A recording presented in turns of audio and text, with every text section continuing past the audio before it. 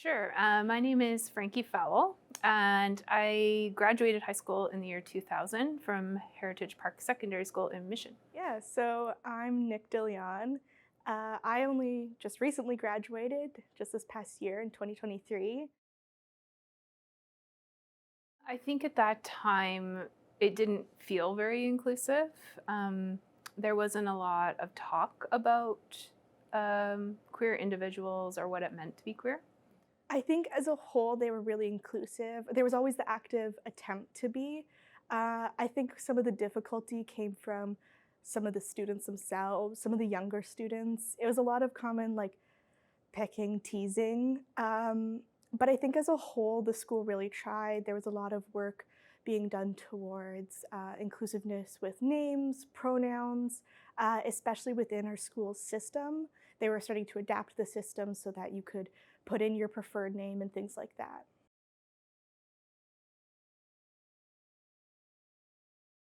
I think because it was such a taboo topic that you didn't see either one. You didn't see LGBTQ students being celebrated, nor did you really see um, kind of like the discrimination was kind of quieter. So it wasn't in your face discrimination. I think one thing that was big, I guess in a more positive light, was I got the opportunity to talk with staff and teachers, and we were able to run a presentation for them talking about how to help students coming out in their classrooms and help them better use pronouns and adapt to different pronouns. I think that was a huge step for us as a school because it was talking directly to the teachers, to the staff, and explaining where us as students were coming from. Um, I think big events in the way of, on the opposite side of that, would go towards the harassment. There was a particular group that would be repeatedly finding the students who, a lot of the LGBTQ students sat in the same place and would be targeted and harassed multiple times by these same students as they were outside, where it got to the point where they had to move where they were sitting, and we had to talk to staff about it, but not really a lot could be done because the students kind of would just scurry away. I would say like if you were out uh, during high school, like definitely you would be picked on, left out. Um, people would kind of chatter in the background about you for sure. There was quite a bit of that. It was an issue specifically, it was oddly with the younger grades we were finding. It was becoming a common issue, not as much with the older students. Oh yes, for sure. I feel like in high school there was, you were either in the in crowd or you weren't, and so if you weren't in the in crowd, then um, more often than not you were picked on. Oh, definitely. I mean, high school, I think it's a pretty common thing. I think even as you're growing up, like, I think it's pretty common. Um, I personally noticed a lot of the issues where it was often targeting towards people in the LGBTQS community, but I mean, it was mixed. I think there was difficulty all around. I would say like for me, like I was more on the outside. I wasn't in the in crowd, so like I was part of that group who was often bullied, and so we kind of the kids who kind of felt bullied kind of stuck together. I mean, I heard from a lot of the students there um, about many different instances. There would be times when students would come around and like bark at us and then like walk off. There would be times where they'd just be like teasing, picking, pointing, laughing. I mean, like I walked through the halls. It was during Pride Month. I used to wear a rainbow skirt. And I remember one of the times I was walking through the hallways and I heard these two boys behind me like going like, oh, look, look. And then they started like giggling and I heard them start to say, pull out your phone, grab a picture, grab a picture. When I turned around and looked at them and they scurried off. I think personally, I was happy to say I never felt that way. I had a friend though who was getting approached by students who were starting to like follow them and trying to record them and pressure them about them being trans. A group of students started like sticking phones in their faces and trying to like record these like TikTok videos asking about being trans and just asking really intrusive questions. And it got to the point where they started feeling unsafe, like the way they walked home to school. They were concerned about walking past a certain store, like a cafe where they knew those students hung out and things like that. So I had a friend who definitely dealt with that. I would say definitely they would like be quiet, and also to like you could tell that like students who were facing that were struggling with mental health. Um, and it's just sad to watch because you can tell that they're hurting, and um, and that they don't feel comfortable just being like their authentic selves. One thing that I really was happy about was the support I got from administration. Uh, a lot of the people there did seem to care. We were able to talk to counselors about it and try and get help. And I think it's definitely moving in a good direction with people becoming more and more aware of it. But I think it's always hard to deal with those things, especially those like smaller occurrences that start to build up. As far as like being able to access resources, I think at that time, like there weren't a lot of resources for LGBTQ students. Um, and so I think, even like among peers, I don't think that it would really necessarily be talked about. Um, and like if there were resources, then like they would go to like their guidance counselor, um, and talk about things. But from the students that I knew then, like it wasn't. I don't even think they really felt safe going to their guidance counselors at that time. Yeah. I was thankful at the school we had a specific person who was there whose job surrounded around SOGI and being a SOGI like safety counselor basically. And I think that was a huge support to have because often going to other places, the general counselors, the guidance counselors kind of had their hands tied. They often said that it wasn't really in their job description, they couldn't really do anything about it, or that you'd have to talk to the administration. And then when you talk to the administration, they tell you to talk to someone else. And a lot of the times you would kind of get in this loop and loop and loop of trying to figure out the problem when a lot of the time you just want to go to the administration and say, please, like, this is your job, help us. We shouldn't be the ones trying to figure this all out for ourselves.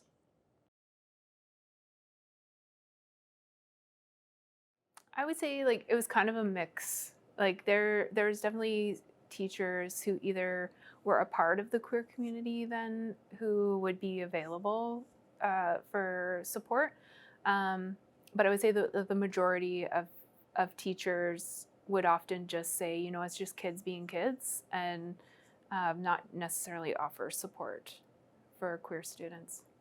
It was mixed. So I had a couple of teachers who, while I was in high school, I first came out as gender fluid, and so it was within my like first month at this new high school, and so it was obviously nerve-wracking. And it was nice that there were a couple of teachers who I went to that were really nice when I said, "Hey, I'd like you to call me by this name and use these pronouns." There were a few who were really nice and open and said, "Oh, that's lovely, let me know if there's anything I can do." And that was really lovely to have that support. At the same time, I did have a teacher who I had trouble with. Getting them to use my proper name was a huge difficulty because this teacher said that they wouldn't use a name that wasn't on the attendance list and that they just wouldn't use it. And if I wanted to be called by that name, I had to change it in the attendance. So I had to go down to the office, which wasn't very nice because, I mean, I personally was comfortable changing my name because my parents knew and they were supportive of me. But I knew I had a lot of friends who in high school weren't comfortable going down and changing the name in the system because it meant any documents sent home to parents could potentially have that changed name.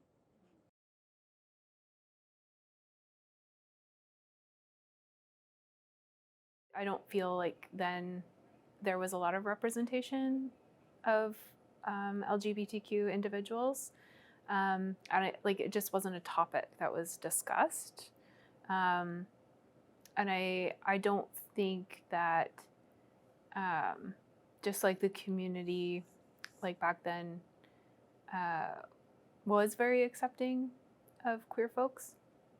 I think in the curriculum, I didn't see it as much. I think um, it was dabbled a bit in extracurricular. I think some days when in Pride Month we had teachers who would bring it up. They would put up posters was one really amazing thing. There was a wonderful art teacher who created a beautiful art display with different portraits of famous LGBTQ plus activists and important figures, and had different informational like kind of bios right next to the photos. I think that was really lovely having those kinds of displays. Other than that, I personally didn't see as much in the way of official curriculum. I think being towards like the higher end in grade 11 and 12, it wasn't seen as much because we didn't have those health classes where it's more commonly kind of shifted in there.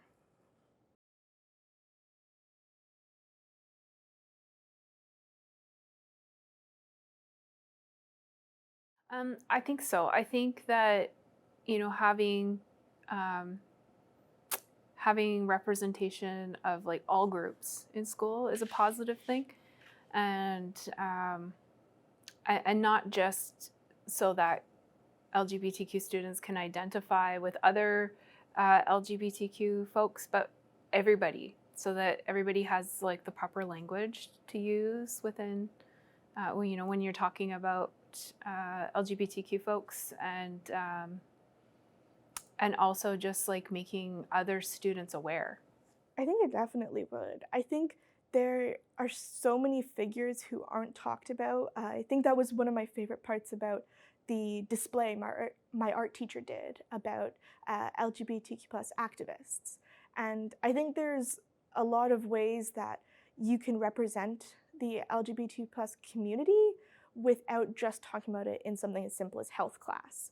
I think uh, we it would be so amazing to see more representation in the other elements of our curriculum, things like in the sciences, talking about those people who were the big firsts, those trans scientists, the gay scientists who were also there, they also did all that work, and they're just as important to talk about. And I think it also shows those kids that you can do that. You can be a part of this community, and you can also still do amazing, great work, and you can have these role models for you to look forward to.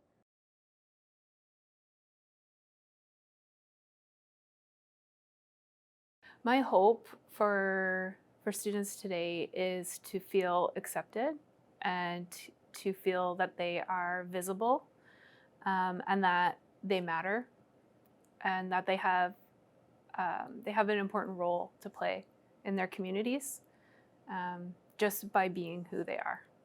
I think a big thing, it's a huge thing, is that representation. I mean, I think having that person that you can see and see yourself in is so fantastic. And I think it'd also be lovely for like history classes and English classes to share more material like that. I think English classes, it's an amazing place to have LGBT plus poetry that discusses the feelings of someone who's gay and trans, and people can read that and see themselves in it and realize things about themselves, or history, learning more about the development of this community. I think it's so amazing to be able to look at your community's past and see how it's developed, and the people, all those trailblazers that are a part of it.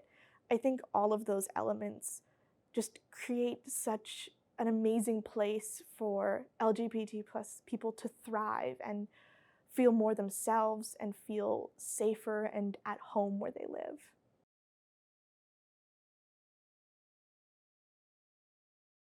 I think um, by having leaders and teachers who are accepting, and who are supportive, could help students just feel comfortable, and comfortable enough so that um, they can be true to who they are.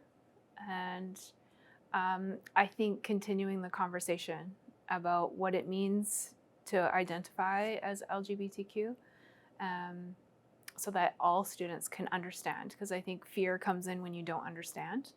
And I think that can reflect in like negative ways when people don't fully understand. And at the end of the day, we're all human. We're all the same, really, when you break it down. And so I think, just continuing the conversation is hugely important.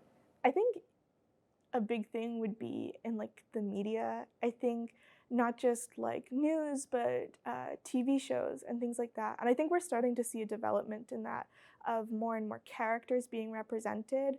And I think the change in how we show like high school life and that development, I think more discussion around that would be amazing. I feel like not enough people understand what it feels like, what it looks like to be an LGBTQ youth and what those feelings are. And I think being more open about that and sharing more of that would be really wonderful.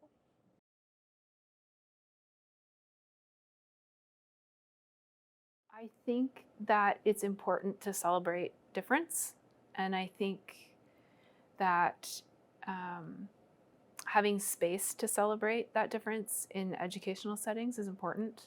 And I think that just having that space to celebrate everybody, no matter their identity,